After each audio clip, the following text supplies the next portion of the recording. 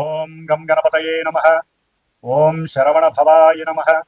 ఓం దుం దుర్గాయే నమః. ఓం ఆంజనేయాయ నమః. ఓం ధరణీగర్భసంభూతం విద్యుత్కాంతిసమప్రభం కుమారం శక్తిహస్తం తం మంగళం ప్రణమామ్యహం. శ్రీ అంగారకగ్రహదేవతాయై నమో నమః. ఆంజనేయాయ విద్మహే వాయుపుత్రాయ ధీమహి తన్నో హనుమత్ ప్రచోదయాత్. శ్రీ హనుమద్దేవతాయై నమో నమః. ఓం తత్పురుషాయ విద్మహే మహాసేనాయ ధీమహి తన్నో షణ్ముఖః ప్రచోదయాత్. శ్రీ సుబ్రహ్మణ్యేశ్వర స్వామినే నమో నమః. వీక్షిస్తున్నటువంటి ప్రేక్షకులందరికీ కూడా సుబ్రహ్మణ్యేశ్వరుడు అనుగ్రహం కలుగ్గాక.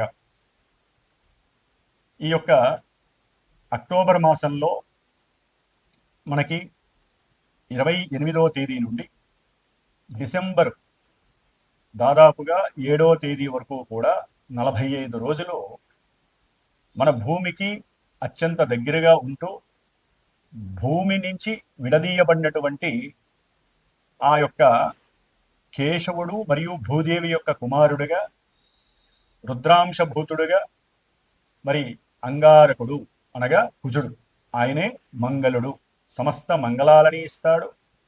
అట్లాగే ఈ కుజగ్రహం అనేటటువంటిది మోస్ట్ ఎనర్జెటిక్ పవర్ఫుల్ ప్లానెట్. అంటే ఈ అంతరిక్షంలో ఉన్నటువంటి గ్రహాలలో చాలా శక్తివంతమైనటువంటి గ్రహము. మరియు ఆ యొక్క గ్రహానికి సంబంధించినటువంటి నక్షత్రాలు, రాసులు, లగ్నాలు కలిగేటటువంటి ఉన్నటువంటి జాతకులు కుజగ్రహ ప్రభావానికి లోనై వారి యొక్క ఆకర్షణ చాలా తీక్షణంగా ఉంటుంది. వారు మాట్లాడే ధోరణి కూడా చాలా మూమెంట్ చాలా ఫాస్ట్గా ఉంటుంది. అంటే త్వరగా నిర్ణయాలు తీసుకోవడం, త్వరగా మాట్లాడేయటం, తర్వాత ఆ మాటకి తగ్గ ప్రతిస్పందనగా బాధపడటం, లేదా అహంకార ధోరణి, కొన్ని కుళ్ళు కుతంత్రాలతో కూడుకున్నటువంటి ఈర్ష్యా స్వభావాలు. ఎందుకంటే ఈ కుజగ్రహం అనేటటువంటిది మనకున్నటువంటి సాత్విక, రాజస, తామస గుణాలలో తమోగుణ ప్రధానుడు ఈ యొక్క అగ్నితత్వకారకుడైనటువంటి అగ్నిగ్రహమైనటువంటి పురుషగ్రహమైనటువంటి ఈ కుజుడు. మరి ఈ అంగారకుడు ముఖ్యంగా మన యొక్క జాతక చక్రాలలో మేషరాశికి, అట్లాగే 8వ రాశి అయినటువంటి వృశ్చిక రాశి, ఈ 2 రాశులకి ఆధిపత్యము ఆయనదే. అలాగే మనకున్నటువంటి 27 నక్షత్రాలలో మృగశిరా నక్షత్రము, అట్లాగే చిత్తా నక్షత్రము, ఇది చిత్తా నక్షత్రం, మృగశిరా నక్షత్రము వృషభ రాశిలో 2 పాదాలు, మిథున రాశిలో 2 పాదాలు ఉంటాయి. అంటే ఈ కుజగ్రహము ఇటు శుక్రుడు ఫలితాలని, ఈ యొక్క బుధగ్రహ ఫలితాలని నక్షత్ర రూపకంగా ఇస్తూ ఉంటాడు. అలాగే మనకి చిత్తా నక్షత్రము 2 పాదాలు కన్యారాశిలోను, 3-4 పాదాలు తులారాశిలోను ఉంటాయి. అంటే ఇక్కడ కూడా బుధగ్రహము శుక్రగ్రహం ఇచ్చే ఫలితాలు ఈ నక్షత్ర జాతకులకి వర్తిస్తూ ఉంటుంది. ఫైనల్గా ఆయన ధనిష్టా నక్షత్రము ఇటు మకర రాశిలో 1-2 పాదాలు, కుంభరాశిలో 3-4 పాదాలు. అంటే ఏవైతే శత్రు దోషాన్ని కలిగి ఉన్నటువంటి, శత్రువులుగా ఉన్నటువంటి గ్రహాధిపతులు ఉన్నారో వారి యొక్క రాశుల్లోనే ఈ కుజగ్రహానికి సంబంధించిన నక్షత్రాలు ఉంటూ ఉంటాయి. కాబట్టి ఈ యొక్క కుజగ్రహ నక్షత్రాల వారు వివేకాన్ని కోల్పోతారు, ఎక్కువ శక్తి సామర్థ్యాలని చూపించి ఎంతో మందిని లొంగ తీసుకుంటారు, ముఖ్యంగా స్త్రీల పరంగా లొంగ తీసుకుంటారు. అట్లాగే వీరు మకర రాశిలో అట్లాగే కుంభరాశిలో ఉన్నారు కాబట్టి విశేషమైనటువంటి ఉద్యోగ ధర్మ బాధ్యతలని అధికంగా నిర్వర్తిస్తూ ఉంటారు. వీరికి ఒక పని కనుక అప్పచెప్తే ఆ పనిని మంచి యాటిట్యూడ్తో, ఎటువంటి కార్యదీక్ష అనేటటువంటి పదాన్ని ఉపయోగించి అందరికన్నా నేనే ముందు చేయాలి, అందరిలో నేనే ప్రథమంగా ఉండాలి అని అత్యుత్సాహంతో, మంచి ఆవేశపూరితంగా ఎటువంటి పనినైనా చేయగలుగుతారు. అయితే జాతకరీత్యా గనక వీరు సరైనటువంటి పరిస్థితుల్లో లేకపోయినట్లయితే, అంటే సరైన భావాలలో కానీ నక్షత్రాలలో కానీ లేకపోయినట్లయితే కోపము, ఆవేశము, అట్లాగే చిరాకు, మండిపాటుతనము, అవసరమైతే అవతల వాళ్ళ మీద చేయి చేసుకోవటము, కొట్టడము, అట్లాగే ఎక్కువగా వాహన ప్రమాదాలు, ఎన్నో రకాలైనటువంటి అగ్నిపరమైనటువంటి గండాలు, మృత్యు దోషాలు, ఎందుకంటే వృశ్చిక రాశి అనేటటువంటిది మృత్యు రాశి, 8వ రాశి కాబట్టి 8వ స్థానము, అదే ఆయుస్థానము ప్లస్ మృత్యు స్థానం అని కూడా అంటారు. కాబట్టి ఈ యొక్క కుజగ్రహము ఈ 45 రోజులు కూడా తన యొక్క స్వక్షేత్రమైనటువంటి వృశ్చిక రాశిలోకి 28వ తారీఖు అక్టోబరు ప్రవేశిస్తున్నాడు. కాబట్టి ఈ యొక్క అంగారక రాశి అయినటువంటి వృశ్చిక రాశిలో 3 నక్షత్రాలు ఉంటాయి. విశాఖ నక్షత్రము 4వ పాదము, అనురాధ నక్షత్రము 1, 2, 3, 4 పాదాలు, అట్లాగే జ్యేష్ఠ నక్షత్రము 1, 2, 3, 4 పాదాలు. ఈ యొక్క 3 నక్షత్రాలు 9 పాదాలలో ఆయన సంచారం చేసేటప్పుడు వీరిచ్చేటటువంటి నక్షత్రాధిపతులు ఇచ్చేటటువంటి ఫలితాలు, ఆ భావాది ఫలితాలు కుజగ్రహం చక్కగా ఇస్తూ ఉంటుంది. అది మంచి కావచ్చు, చెడు కావచ్చు. ముఖ్యంగా ఈయన ఉన్నటువంటి అంతర్గత రాశి ఇది చాలా డీప్గా ఉండేటటువంటి రాశి, వృశ్చికము, స్కార్పియో అంటారు. కాబట్టి ఈ అంగారక గ్రహము చాలా చాలా దోషభూయుక్తమైనటువంటిది. ముఖ్యంగా వివాహ వ్యవస్థలో ఈ గ్రహము కనుక వారి జాతకంలో జన్మ లగ్నంలో కానీ చంద్ర రాశిలో కానీ శుక్రుడితో కానీ కలిసి ఉన్న లగ్నాతు చంద్ర లగ్నాతు ఈ యొక్క కుజగ్రహము 1 అంటే ఆ రాశిలో కానీ లగ్నంలో కానీ, కుటుంబ స్థానమైనటువంటి 2వ స్థానంలో కానీ, సౌఖ్య స్థానమైనటువంటి 4వ స్థానంలో కానీ, ఆయుస్థానము స్త్రీలకైతే కనుక సౌభాగ్య స్థానం 8వ స్థానంలో కానీ, అట్లాగే ద్వాదశం అనేటటువంటిది ప్రమాదాలని, అట్లాగే ఎన్నో రకాల ఆర్థిక అసమానతల్ని, అప్పులని సూచించేటటువంటి స్థానము ఈ యొక్క 12వ స్థానము. కాబట్టి ఇక్కడ గనక ఉన్నట్లయితే ఈ కుజగ్రహ దోషము అని అంటారు, దీన్ని కుజ దోషము అంటారు. వివాహ వ్యవస్థలో ఈ కుజ దోషానికి చాలా చాలా విశేషమైనటువంటి పరిస్థితులు కల్పిస్తూ ఉంటారు. మన యొక్క ముహూర్త భాగంలో కూడా, ముహూర్తంలో కూడా అష్టమ కుజుడు, అట్లాగే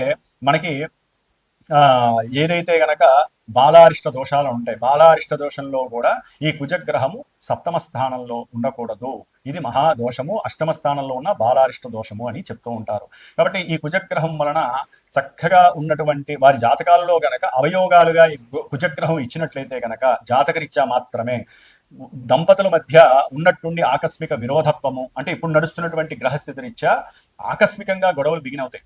అంటే ఈ కుజగ్రహం ఏంటంటే స్త్రీల యందు ఎక్కువగా మక్కువ, తన యొక్క శక్తి సామర్థ్యాలతో ఆకర్షించటము, అట్లాగే ఎక్కువగా మోసపూరితమైనటువంటి అబద్ధాలతో కూడుకున్నటువంటి మాటలు చెప్పటము, అవతల వాళ్ళని అట్రాక్ట్ చేసి వారిని ఇబ్బంది పెట్టడము, అవసరమైతే నయాన భయానాన్ని మించి అవసరమైతే హత్యలు చేయడానికి కూడా ఈ కుజగ్రహం అనేటటువంటిది ఫోర్స్ఫుల్గా వారి యొక్క జాతకంలో ఉంటే అది ఇప్పుడు ప్రెసెంట్ యాక్టివేట్ అవుతూ ఉంటుంది. కాబట్టి అన్నదమ్ముల మధ్య విరోధత్వము కావచ్చు, భూ సంబంధిత ల్యాండ్ మ్యాటర్స్ కానీ ఏదైనా సరే, కబ్జాలు కావచ్చు, కబ్జాలు చేసిన వాడు మీ మీద పగ తీర్చుకోవచ్చు, లేకపోతే రియల్ ఎస్టేట్ రంగంలో ఎవరైతే ఏజెన్సీగా పనిచేస్తున్నారో స్థలాలు అమ్మిపించడానికి వారు కొంచెం జాగ్రత్తగా ఉండాలి. లేనిపోని అబద్ధపు మాటలు చెప్పకండి, అవతల వ్యక్తులు మీకు శత్రువులుగా మారే పరిస్థితి ఉంటుంది. ఎందుకంటే వృశ్చిక రాశిలో కుజుడు వచ్చినప్పుడు రహస్య స్థావరాలకి సంబంధించి, అట్లాగే ముఖ్యంగా మిలిటరీ వ్యవస్థ కావచ్చు, ఈ వ్యవస్థల్లో ఎన్నో రకాలైనటువంటి ప్రాబ్లమ్స్ కలిగే అవకాశాలు ఉంటాయి. మన యొక్క రహస్యాలని బయట దేశాలకి అందించే పరిస్థితులు కూడా ఉద్యోగస్తుల్లో ఉండేవారు ఉంటారు.